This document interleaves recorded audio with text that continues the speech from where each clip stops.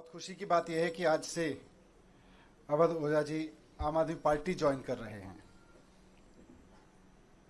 वैसे तो इस तरह की प्रेस कॉन्फ्रेंस में और भी बहुत सारे अवसर पर बहुत सारे नेता पार्टी ज्वाइन करते हैं, बड़े बड़े नेता पार्टी ज्वाइन करते हैं, लेकिन आज मैं व्यक्तिगत रूप से अवध ओझा जी की ज्वाइनिंग को लेकर बहुत उत्साहित हूं। मेरे लिए व्यक्तिगत रूप से बहुत बड़ा दिन है, मैं ऐसा समझता हूं, क्योंकि मैंने खुद अपना जीवन शिक्षा को समर्पित कर रखा है। अगर मेरे सामने कोई ऑप्शन हो कि राजनीति को चुनना है या शिक्षा को चुनना है, तो शायद मैं शिक्षा पर काम करते हुए आगे निकल जाऊंगा राजनीति की जगह। वही जज्बा, वही समर्पण शिक्षा को लेके, और अभी तक की पूरी जिंदगी में वही काम मैंने अवध ओझा जी का देखा है। करोड़ों युवाओं को न सिर्फ प्रेरित किया है, बल्कि अपने काम से उन्होंने उनकी ज़िंदगी बदली है। और उसके अलावा भी जिस तरह का काम उन्होंने ऑनलाइन माध्यम का इस्तेमाल करते हुए किया है, तो वे एक बहुत बड़े शिक्षक हैं। आज आम आदमी पार्टी ज्वाइन कर रहे हैं। मैं उम्मीद करता हूं कि उनकी ज्वाइनिंग से हम सब बहुत एनरिच होंगे, देश का शिक्षा तंत्र बहुत मजबूत बनेगा। मैं माननीय अरविंद केजरीवाल जी, हमारे नेता और राष्ट्रीय कन्वीनर, से अनुरोध करता हूं कि श्री अवध ओझा जी को फॉर्मल ज्वाइनिंग करा के पार्टी में उनका स्वागत करें।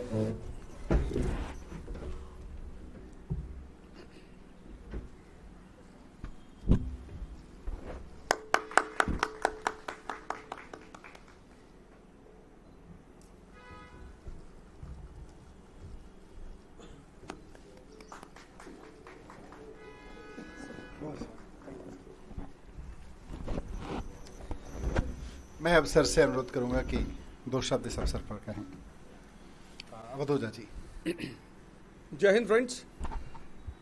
सबसे पहले मैं आम आदमी पार्टी और आम आदमी पार्टी के सर प्रमुख अरविंद केजरीवाल जी, मनीष सिसोदिया जी, सबको सहृदय से धन्यवाद देता हूं कि उन्होंने मुझे राजनीति में आकर शिक्षा के लिए काम करने का अवसर दिया है। शिक्षा एक ऐसा माध्यम है जो परिवार, समाज और राष्ट्र की आत्मा है। जितने भी देश दुनिया में महान हुए, उनकी पृष्ठभूमि में कहीं ना कहीं शिक्षा का योगदान रहा। तो मैं आज अपनी इस राजनीतिक पारी की शुरुआत पर आप सबसे ये बात साझा करना चाहता हूं, जैसा कि हमारे नेता मनीष सिसोदिया जी ने कहा कि अगर मुझे राजनीति और शिक्षा में से कुछ चुनना हो तो मैं निश्चित तौर पर शिक्षा को चुनूंगा। ऐसा ही कुछ उद्देश्य मेरा भी है, और राजनीति में आकर शिक्षा का विकास मेरा सर्वोत्तम उद्देश्य है। धन्यवाद। मैं श्री अरविंद केजरीवाल जी से अनुरोध करूंगा कि वो इस अवसर पर अपने विचार व्यक्त करें। अवध ओझा जी शिक्षा के क्षेत्र में इस देश का जाना माना नाम है, जिन्होंने लाखों करोड़ों युवाओं को, बच्चों को शिक्षा दी, रोजगार के लिए तैयार किया, प्रेरणा दी। न केवल शिक्षा, मैं इनके वीडियो देखता हूँ जिसमें वो अलग अलग तरह से युवाओं को एक अच्छा जीवन जीने के लिए भी प्रेरणा देते हैं।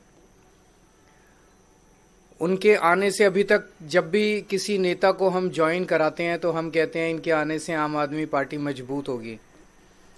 आज अवध ओझा जी के लिए मैं कहना चाहता हूं कि इनके आने से देश में शिक्षा मजबूत होगी, क्योंकि आम आदमी पार्टी शिक्षा के क्षेत्र में सबसे ज़्यादा काम कर रही है। और आम आदमी पार्टी के ज़रिए जब ये शिक्षा में काम करेंगे तो देश की शिक्षा मजबूत होगी।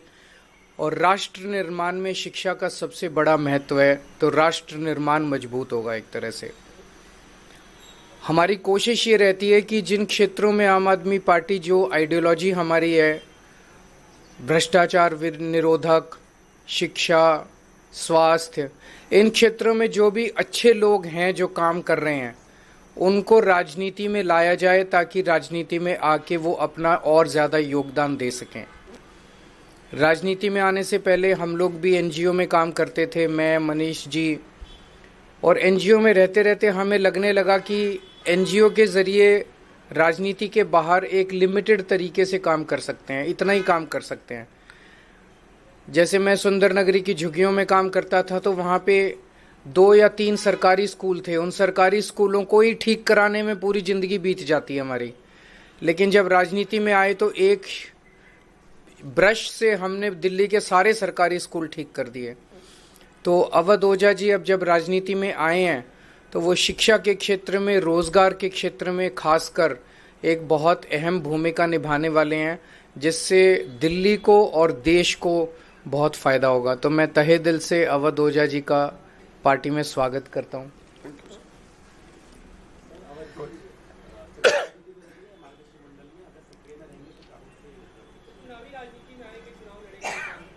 अब तो मैं पार्टी का हिस्सा हूं, तो पार्टी जो भी आदेश करेगी मैं वही करूंगा।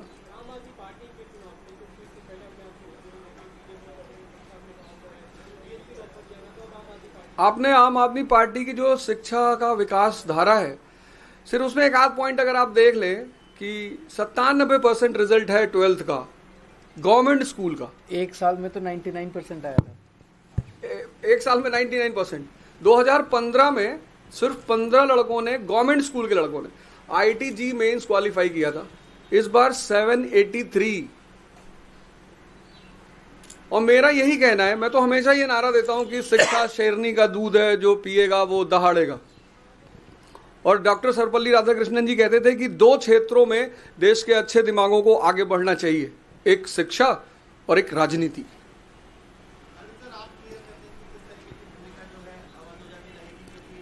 थोड़ा सा सस्पेंस बना रहने दीजिए। आने वाले दिनों में रोल आउट करेंगे, आपको बता देंगे, सबसे पहले आप ही को बताएंगे। Thank you. Thank you.